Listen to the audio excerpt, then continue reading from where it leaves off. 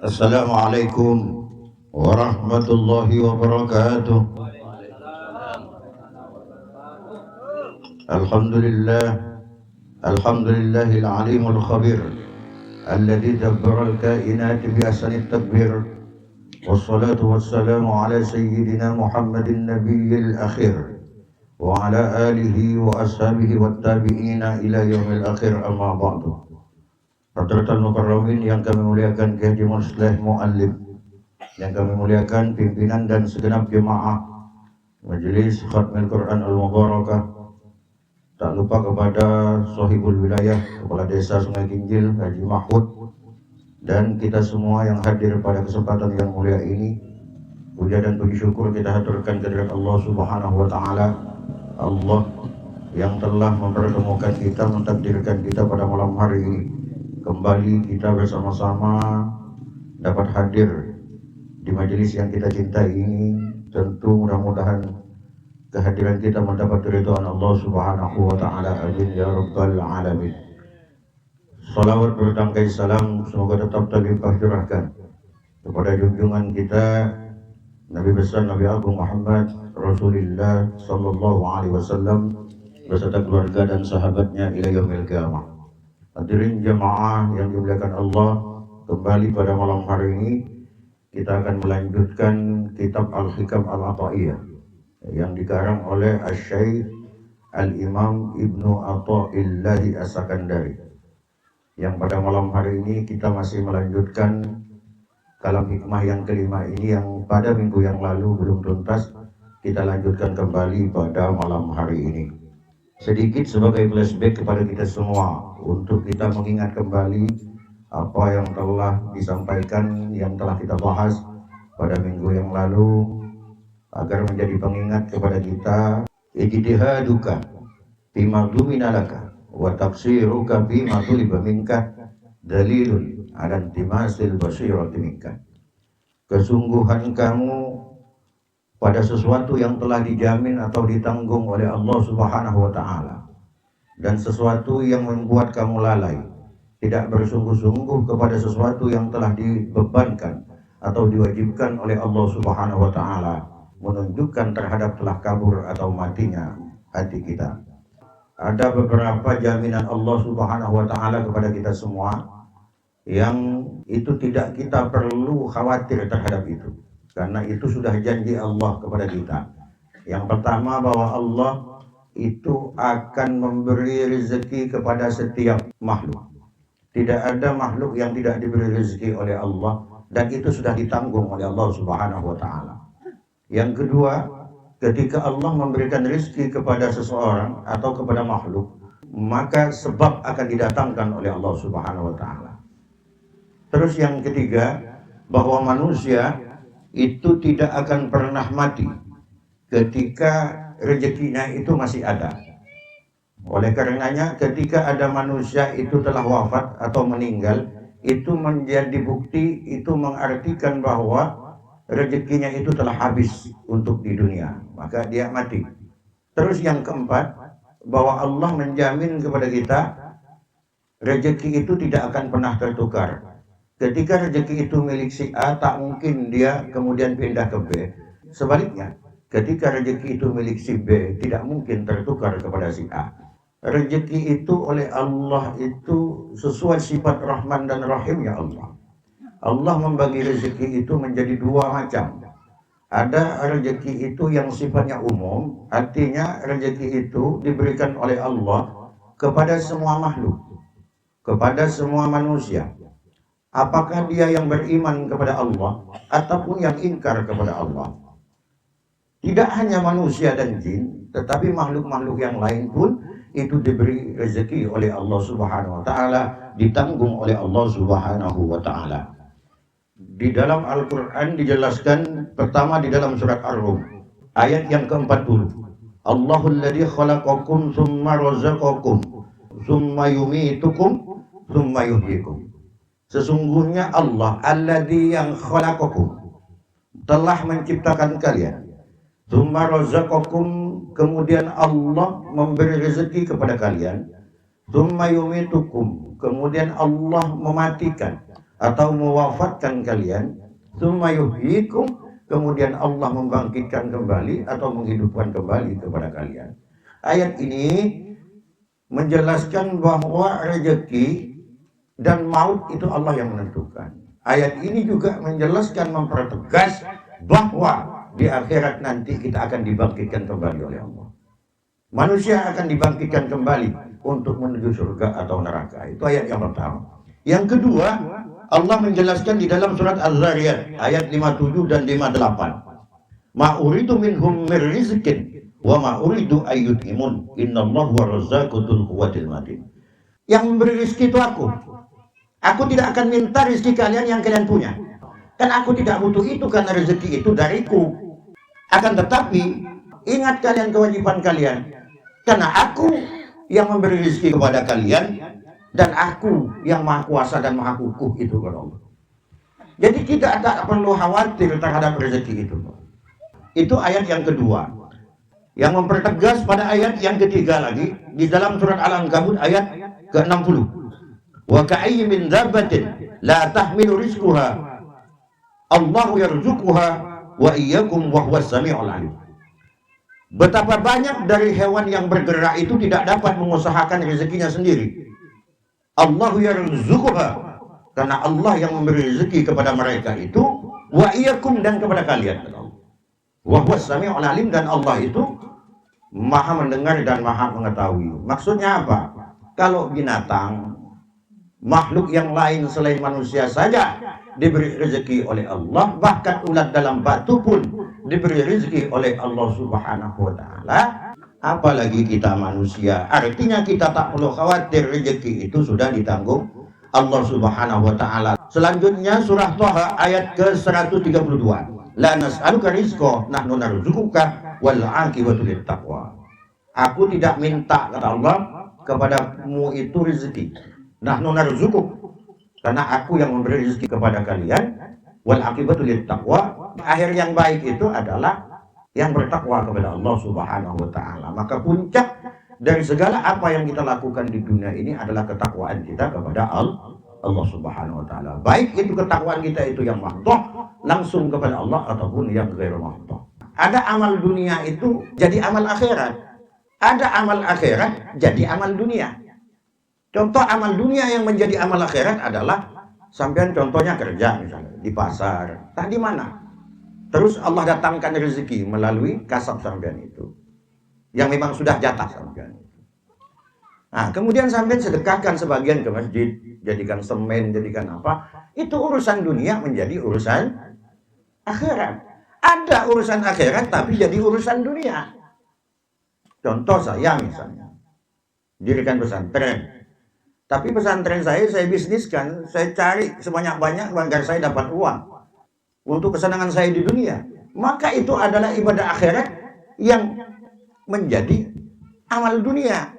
Tak nyampe nanti di akhiratnya saya. Percuma Abdurrahman mendirikan pesantren itu, percuma ketika niatnya untuk dunia. Maka amal itu tergantung niatnya sampean, tergantung azam sampean.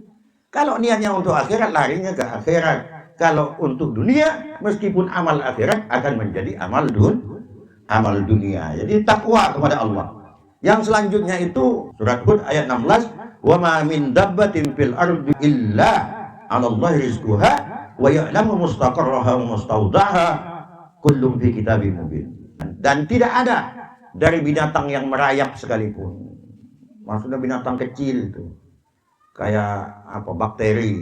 Kita bisa melihat hanya dengan mikroskop dan sebagainya. Itu saja diberi rezeki oleh Allah. Apalagi kita yang kasar ini, yang besar-besar ini, pasti dikasih rezeki oleh Allah Subhanahu wa taala. Dengan jalan Allah memberi rezeki seperti apa yang dijelaskan pada minggu yang lalu.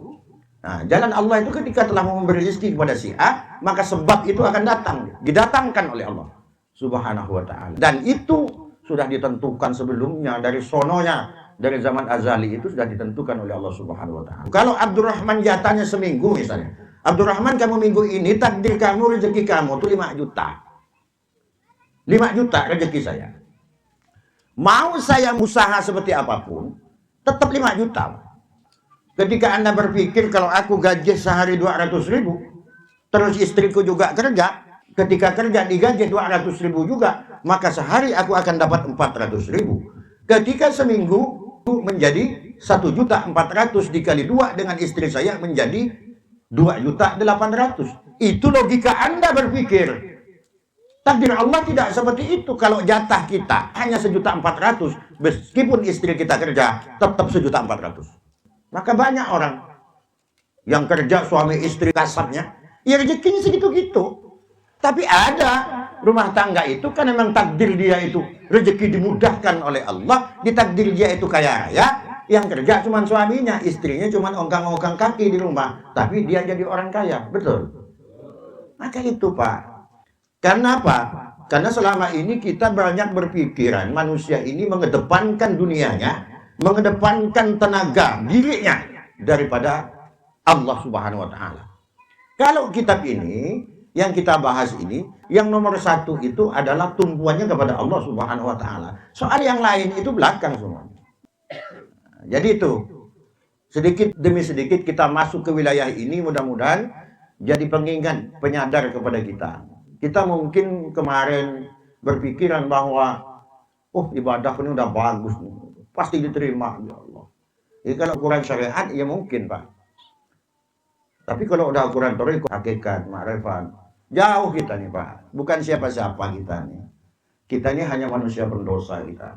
Maka kita tak mungkin kita itu bisa seperti para wali-wali Allah Subhanahu wa Ta'ala. Karena para wali Allah itu dia dikejar dunia tapi tak butuh ke dunia. Kita dunianya tak mau ke gitu, ngejar terus gitu. Maka para wali Allah itu meskipun bisa dia dengan tawajuhnya dia itu batu jadi emas misalnya, tapi tak dilakukan. Diambil sesuai kebutuhan saja atau sebagai pembukti saja agar orang bisa beriman kepada Allah dan Rasulnya. Kita kan lain Pak. Dunianya tak mau datang, kita tabung terus, kita kejar terus. Tapi tak boleh. Nah itu bedanya kita. Jadi ini ayat yang menjelaskan tentang rezeki itu sifatnya umum, artinya kepada siapapun, kepada makhluk nama manusia, jin, dan semuanya. Nah, yang selanjutnya lagi, yang kedua, itu ada rezeki itu yang sifatnya khusus. Khusus pada siapa? Khusus kepada orang yang bertakwa dan beriman kepada Allah. Di dalam Al-Quran surat At-Talaq ayat 2 dan ayat 3, wa may yattaqillah yaj'al lahu makhraja wa yarzuqhu min haitsu la yahtasib wa may yatawakkal 'ala Allah fa huwa hasbuh innallaha balighu amrihi qad ja'ala Allahu likulli syai'in qadara. Ini ayat 1000 dinar kalau kita mengenalnya. Nah, ini syaratnya orang yang dekat kepada Allah. Wa may yattaqillah, siapa yang bertakwa kepada Allah. Artinya Allah itu dinomorsatukan, ibadah kepada Allah dinomorsatukan. Ini yang dimaksud oleh kalam hikmah yang kelima ini oleh Imam Ibnu Athaillah ini Pak. Tak perlu kita mikirkan yang sudah ditanggung Allah, yang harus kita pikirkan bagaimana kita menunaikan kewajiban kepada Allah Subhanahu wa Ta'ala. Karena orang yang bertakwa kepada Allah akan dibuat oleh Allah itu segala urusannya itu ada jalan keluarnya.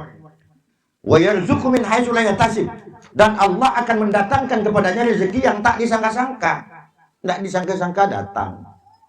Jadi rezeki itu ada melalui kasab kita itu menjemputnya itu didatangkan oleh Allah. Sebab itu ada rezeki itu yang datang sendiri Pak. Seperti yang terjadi kepada Imam Malik dan Imam Syafi'i. Imam Syafi'i ini muridnya Imam Malik. Jadi dia berdebat dengan gurunya. Maka berdebat dengan guru itu tak salah. Yang penting sifatnya itu, perdebatan itu adalah untuk keilmuan Pak. Jadi kata Imam Syafi'i, dia mempertahankan pendapatnya. Guru, orang yang mendapat rezeki itu harus ikhtiar, harus kerja. Kalau tak kerja, tak ikhtiar, maka rezeki dari Allah takdir itu tak akan datang. Apa kata gurunya Imam Malik? Betul Syafi'i, kamu betul. Tapi pendapatku juga betul, bahwa rezeki itu tak perlu dicari. Kalau sudah rezekinya tetap datang. Tidak guru, akan saya buktikan bahwa pendapat saya yang paling benar, kata Imam Syafi'i. Akhirnya pulang Imam Syafi'i dari rumah gurunya. Di perjalanan dia melihat orang sedang memungut anggur di kebun anggur. Imam Syafi'i minta untuk kerja di situ, membantu. Bantulah dia Imam Syafi'i beberapa jam, kemudian diupah sekeranjang anggur. Wah, senang dah Imam Syafi'i. Dibawa anggur yang sekeranjang ini ke gurunya. Apa kata Imam Syafi'i? Guru, ini buktinya. bahwa pendapat saya yang lebih benar daripada pendapat Anda, guru. Iya, gimana Syafi'i? Ini aku barusan ngambil upahan mengut anggur dan aku diupah 1 keranjang anggur ini. Akhirnya aku dapat anggur. Kalau aku tak bantu, tak mungkin aku dikasih 1 keranjang. Betul kata gurunya. Tapi aku juga betul Syafi'i. Buktinya, aku tadi berpikiran berdoa kepada Allah. Ya Allah, seandainya panas-panas gini nih ada anggur datang di depanku, pasti segar tenggorokanku ya Allah. Dan alhamdulillah betul datang kau bawa ke sini. Artinya apa? Artinya rezeki itu bisa melalui Anda bergerak, bisa memang datang sendiri. Dan makom itu yang terjadi kepada manusia di bumi ini, Pak. Ada rezeki itu datang sendiri, ada yang kita cari. Nah, contohnya siapa? Pakai Muslim misalnya, datang berjamin ini bersurya ada bungkus. Tak lagi meleh. Aduh rokok lah tak adanya nak kayak datang ada bungkus. Nah, gitu Pak. Nah itu. Dan kita yang oleh Allah level Anda ditaruh di mana ini? Tekuni itu, tekuni. Artinya mau level Anda itu kasar, harus usaha menjemput rezeki itu. Jemput Pak. Ya mun makom Anda tajrid, ya sudah duduk di rumahnya. Nah gitu. Karena di Al-Quran tidak ada keterangan bahwa rezeki itu disuruh cari, itu tidak ada. Carikan saya ayatnya. Kalau ada keterangan bahwa rezeki itu suruh cari itu, tidak ada. Yang ada itu rezeki itu jemput. Karena rezeki sudah ditanggung oleh Allah Subhanahu wa taala. Surat selanjutnya, ini surat An-Nahl ayat 97. Man amila sholihan min dzakarin aw untha wa huwa mu'minun falanuhyiyannahu hayatan thayyibatan wa lanahziyannahum ajrahum bi ahsani ma kanu yaf'alun. Jadi barang siapa yang melakukan amal soleh kata Allah, baik itu dari laki-laki ataupun perempuan, wa huwa mu'minun, dan dia itu orang yang beriman kepada Allah, falanuhyiyannahu hayatan thayyibah, maka niscaya benar-benar aku akan menghidupkan orang itu dengan kehidupan yang baik. Itu ada lam kosam di situ kalau orang ahli nahwu. Falanuhyiyannahu itu lamnya lam kosam itu Pak. Allah bersumpah. Kalau sampai Allah menyatakan ini menanggung orang yang soleh itu akan diberi rezeki yang baik oleh Allah sampai dengan sumpah, berarti ini bukan main-main jadi Allah ini. Kita saja kalau orang bersumpah kita percaya, apalagi Allah Subhanahu wa taala sampai bersumpah Pak, pakai lam qasam. Jadi akan kehidupannya itu diperbaiki oleh Allah Subhanahu, ditanggung oleh Allah Subhanahu wa taala. Maka orang yang bisa soleh, bisa takwa, fokus dia menomorsatukan Allah, beribadah kepada Allah, maka rezekinya akan diikutkan oleh Allah Subhanahu wa taala. Banyak ini kita ragu-ragu. Alako tak alako, ibadah nalang-lang kambing. Ya ada, oke engkau tak ada Pak. Terus yang terakhir, sabda Rasulullah sallallahu alaihi wasallam, man inqata'a ila Allah kafahu Allah taala kullu mu'natin wa razaqahu min haitsu la yahtasibu wa man inqata'a ila dunya wakkalahu Allah ilaiha. Jadi siapa yang memutuskan fokusnya kepada Allah Subhanahu wa taala, maka Allah yang akan menanggung semuanya, termasuk rezekinya. Semuanya ditanggung oleh Allah Subhanahu wa taala. Tetapi siapa yang memutuskan hanya untuk dunia, maka Allah lepas tangan. Yang diwakilkan oleh Allah itu kepada urusan dunia itu saja. Tapi banyak orang tak sholat, puasa ndak, maksiat dikerjakan. Ngapa gak banyak yang kaya raya? Jadi miliarder malah. Betul syahadat tok. Nah, itu kembali pelajaran yang pertama yang saya singgung itu istidraj. Pembiaran dari Allah Subhanahu wa taala. Solak namanya. Mun solak itu hati-hati Pak. Maka hati-hati kita pikir ayo masing-masing. Saya menyampaikan ini hanya kebetulan saya yang ceramah Pak. Sebenarnya saya ini menceramahi diri saya sendiri. Biar saya ini berpikir. Saya juga bukan orang benar. Mari kita sama-sama berpikir ayo. Kebetulan ya saya yang ceramah, yang menyampaikan pengajian ini. Jangan sampai apa yang diberikan Allah kepada kita itu solatkan Pak. Tapi itu yang kita harapkan itu yang diridhoi Allah Subhanahu wa ta'ala. Itu ayat-ayat yang menjelaskan banyak Pak nih. Cuman saya singkat-singkat ini karena waktu kita. Di sini saya mengutip juga apa yang dijelaskan oleh Al-Arif Billah Uwais Al-Qarni. Di sini dijelaskan, "Lau abadtallah ibadata ahli samawati wal ardi, la yaqbalu minka hatta yusaddiqahu." Kata Imam Uwais Al-Qarni, bahwasanya ketika kamu beribadah kepada Allah, Ibadah kamu sama seperti ibadahnya penduduk langit dan bumi ini. Seluruh penduduk langit dan bumi ini sama dengan ibadah Anda itu. Saking hebatnya orang itu tak cukup.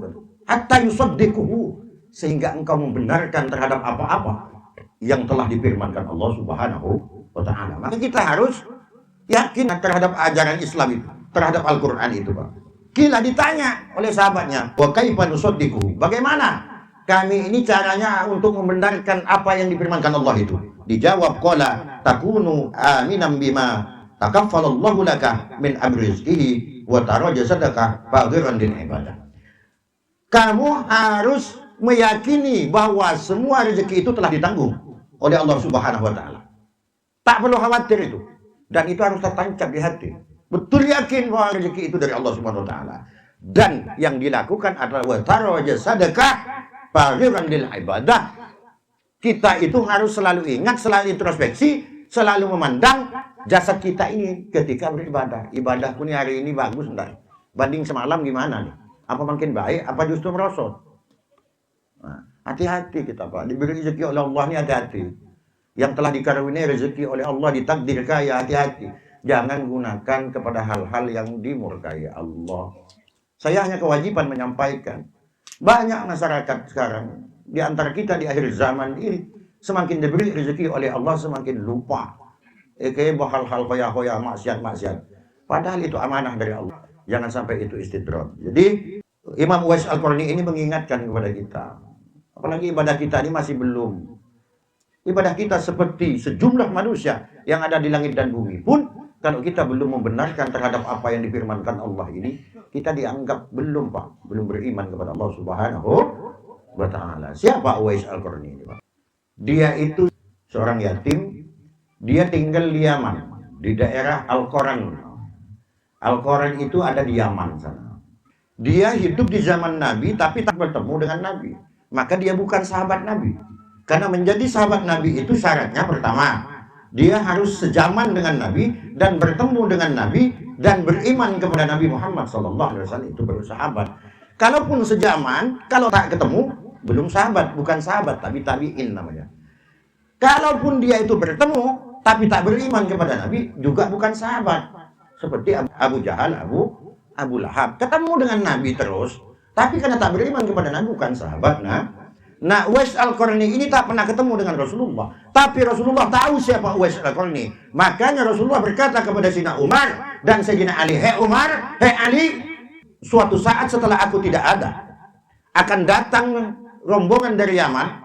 Kamu nanti cari seorang pemuda yang pemuda itu ada tanda di punuknya, di punggungnya. Satu riwayat dijelaskan di kitab itu, di tangannya di sini nih, ada bulatan putih. Kata Rasulullah, kamu datangi dia, minta doa kamu sama dia. Kenapa? Karena ketika Rasulullah ada di Rukun Yamani. Rukun Yamani itu Ka'bah itu kan 4, Pak, ya. Ada Rukun Yamani, terus ada Rukun Hajar Aswad, baru ada Rukun Iraqi, baru ada Rukun Syami, 4 penjuru itu. Yang dibuka tidak ditutup oleh kiswah, itu 2. Rukun Hajar Aswad dan Rukun Yamani ini. Dan sampean kalau ini haji, kalau keliling Ka'bah itu, tawaf itu, yang disunnahkan, dianjurkan itu sampean itu memegang atau mencium Rukun Yamani atau Rukun Hajar Aswad. Itu yang disunnahkan. 2 itu Rukun Iraqi, Rukun Syami, enggak itu, karena tak diperintahkan oleh Rasulullah. Nah, kalau Rukun Hajar Aswad itu ketika kita mulai tawaf sampai mengakhiri tawaf, dimulainya di situ. Baru setelah itu Rukun Iraqi. Dari Hajar Aswad itu ke pintu Ka'bah itu namanya multazam. Nah, di situ mustajab. Pun sampai nekuk di situ, sampai megang di situ, apalagi bisa nyium, di multazam gugur semua dosanya, termasuk di situ. Yang kedua, setelah pintu Ka'bah itu dari emas itu tuh, tingginya sekitar 2 meter. Antara pintu Ka'bah ke pojok di Rukun Iraqi itu, nah, di situ itu kita diperintah juga, itu yang banyak tidak diterangkan oleh para ustaz-ustaz. Di situ juga yang mustajab, Pak, gugur semua dosa besar, dosa kecil sampean. Mun bisa sampean nyium, kalau bisa kita nyium, paling tidak kita pegang di situ. Nah, di situ. Nah, baru ada Rukun Iraqi itu. Di atas itu ada pancoran emas gitu. namanya Mizabur Rahman. Itu terbuat dari emas itu, Pak. Yang udah ke Mekah pasti sudah tahu itu. Baru di bawahnya itu ada lingkaran separuh, itu namanya Hijri Ismail. Dulunya Hijri Ismail itu termasuk di dalam Ka'bah. Karena Ka'bah dikecilkan, tinggal separuh, maka dia separuh lingkaran gitu. Terus di pintu sampai ke pojok rukun Eroki itu sebenarnya dulu di situ ada makom Ibrahim. Nempel di Ka'bah itu. Cuman dipindah sudah sekarang itu agak jauh dari Ka'bahnya itu, makom Ibrahim itu yang ada kayak sangkar burung itu, Pak. Itu makom Ibrahim. Apa makom Ibrahim? Beni kuburan kita. Itu tempat menijaknya Nabi Ibrahim ketika membangun Ka'bah. Tapi batu itu lembut di zaman Nabi Ibrahim itu dulu. Karena Nabi Ibrahim ketika menginjak batu itu, dia kaki Nabi Ibrahim itu sampai tenggelam sekitar 9 cm dia. Lembut kayak kapas. Jadi kalau Nabi Ibrahim pengen ke atas, naik, turun. Nah itu, Pak. Nah terus yang hitam-hitam itu selimutnya itu namanya kiswah. Kiswah itu lebarnya itu seluruhnya yang menutupi Ka'bah itu ada 658 meter itu, Pak. Dia diganti setahun sekali, diganti saat tanggal 9 Dzulhijjah, saat jemaah haji wukuf di Arafah.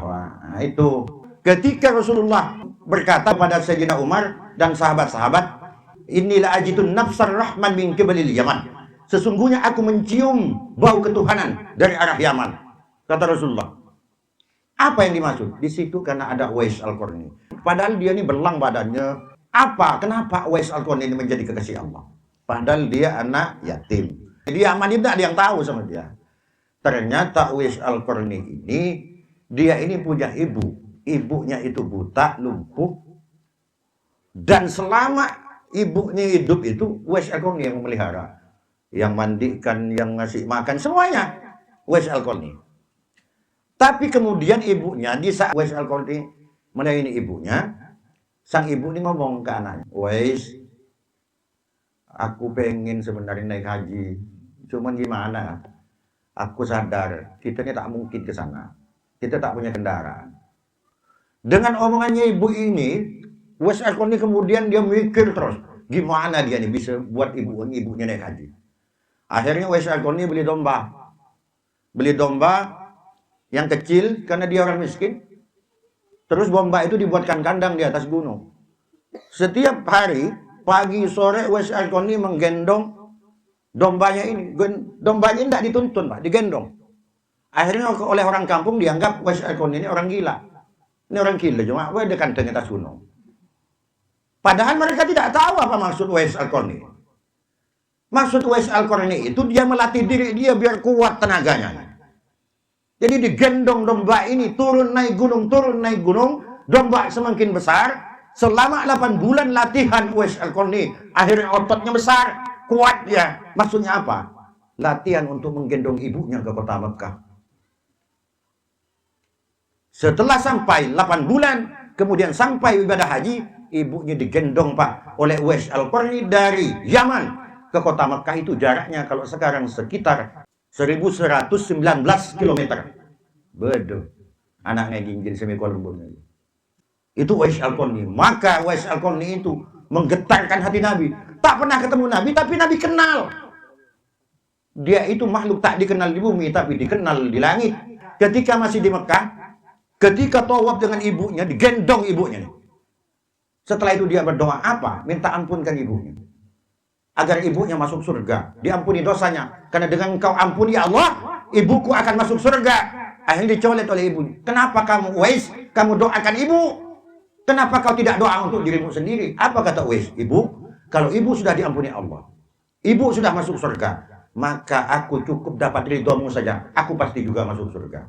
Itu Uwais Al-Qarni. Maka ketika wafat Uwais Al-Qarni ini, semua orang tidak tahu dengan Uwais Al-Qarni karena dia orang biasa tak dikenal. Tapi tiba-tiba ketika wafat, ribuan malaikat dari langit turun berebut untuk mengkifayahkan jasad Uwais Al-Qarni ini. Itu baru masyarakat di Yaman itu tahu bahwa Uwais Al-Qarni itu waliul kekasih Allah Subhanahu wa Ta'ala. Kenapa jadi wali? Karena dia berbakti kepada orang tuanya. Kita mungkin bukan Uwais Al-Qarni, Pak, tak mungkin. kita seperti Uwais Al-Qarni, yang gandeng embun dekat kita malu. Apalagi agintung sampai 1111 kilometer tak mungkin. Tapi paling tidak mari kita yang masih punya orang tua, paling tidak sebisa kita berbakti kepada orang tua, mudah-mudahan meskipun tak sama, paling tidak kita masih tergolong anak yang taat kepada orang tua. Kesimpulan dari ini kita mari Pak, ini belum mudah nih. Baik yang kelima ini belum mudah, nanti kita lanjutkan lagi pada pertemuan yang akan datang. Jadi intinya bahwa rezeki itu, manusia itu diberi rezeki oleh Allah Subhanahu wa taala. Ada jalur umum. Jalur umum ini semua makhluk, ada jalur khusus, itu khusus orang-orang yang bertakwa dan beriman kepada Allah Subhanahu wa taala. Demikian yang dapat saya sampaikan, mudah-mudahan bermanfaat. Ihdinas siratal mustaqim. Wa na'udzu minkum. Wassalamualaikum warahmatullahi wabarakatuh.